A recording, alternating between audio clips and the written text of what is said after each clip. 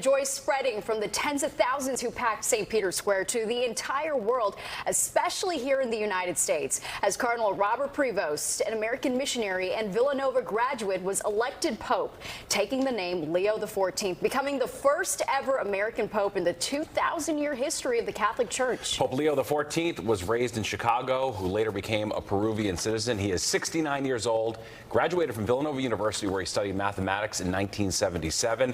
He had been serving as the prefect of the dicastery for bishops and was formerly the Archbishop of Chicolo, Peru. He was made a cardinal by Pope Francis. Sharon Crowley's here now with more on this historical afternoon, and what a surprise, an American Pope. Wow. I know, nobody could have predicted it. It was never discussed among everyone, but Catholics here and all over the world are really joyous about this history-making day as cardinals elect the first American Pope to lead the Catholic Church in 2,000-plus years. Cardinal Robert Francis Prevost, now Pope Leo, is a Chicago-born, educated at Villanova, and elevated to be cardinal by the late Pope Francis.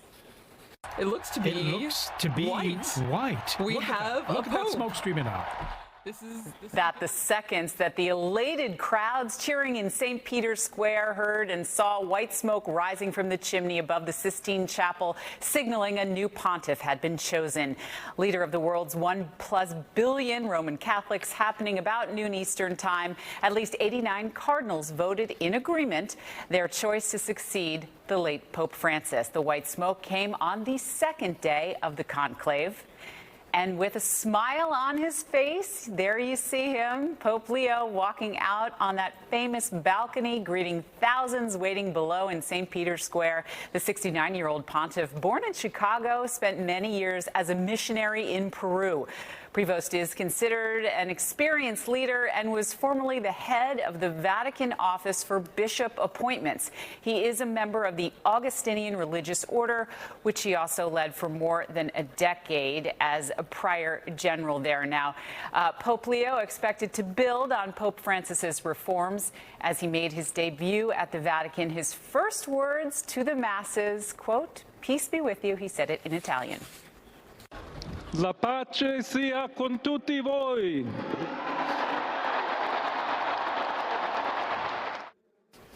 Well, let's look back now. The conclave began yesterday morning with the cardinals taking an oath of secrecy as they voted for a new pope.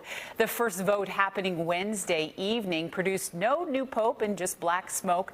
The cardinals returning this morning, and the first ballots also did not net the 2/3 majority necessary. But after a break, the princes of the church did reach a consensus.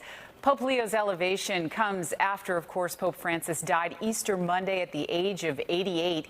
He had spent many weeks in the hospital prior to that, battling double pneumonia. Pope Francis, known as the People's Pope for his warm style and his focus on people living on the margins. Many Catholics had hoped the next pope would follow in the path laid out by Pope Francis.